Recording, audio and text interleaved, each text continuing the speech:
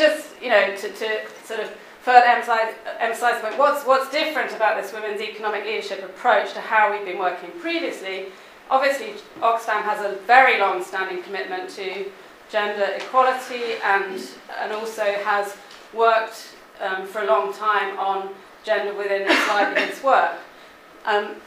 But here we're really talking about, within our market space work, a very much more systematic approach. First of all, that looks at sectors, products and markets which both work for women and are economically sustainable.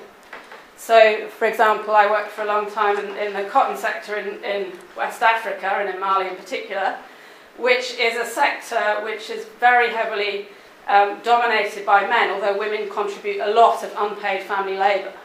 It's a sector which is very difficult to make work for women as it stands, because women are the unpaid family labour. They have no direct access to the income.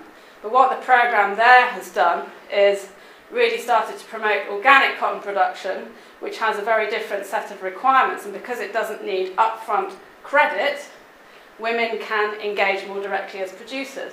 And the programme has also started to diversify into other sectors, such as shea butter, where women really are already very present, and it's a case of how do we leverage off that into a market which has many growing outlets, both locally and internationally, to really use that to lever women's empowerment.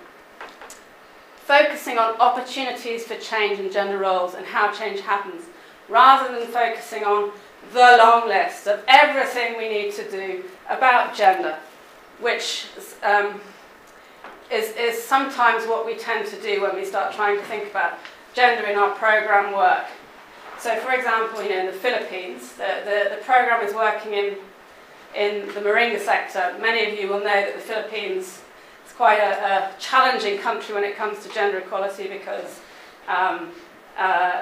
divorce is not currently legal. Women have very little independent control of assets, including land.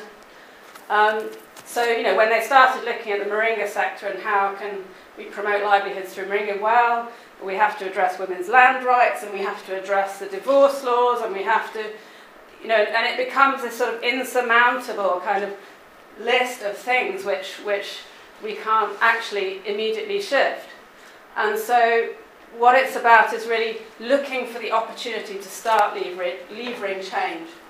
And in the moringa sector, the opportunity was, okay, women don't have the land, so let them be involved in the growing of seedlings for the moringa trees. And then that gives them an independent livelihood.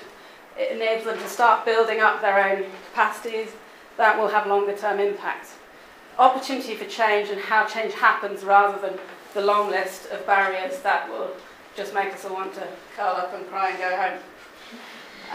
The third point is about working, and this is also about a kind of principle, if you like, of how we work in our market-based programming, which is that we are not providing services as Oxfam. We are not giving people sort of willy-nilly assets and services. We're working with the real market actors. So if we're going to get change in terms of women's economic leadership, we have to get those actors to want that change as well, and those actors to be levers for that change.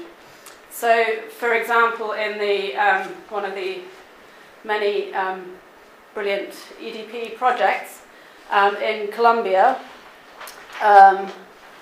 we're working with a dairy company called Alpina. We're also engaged in a sector where there are a lot of women involved.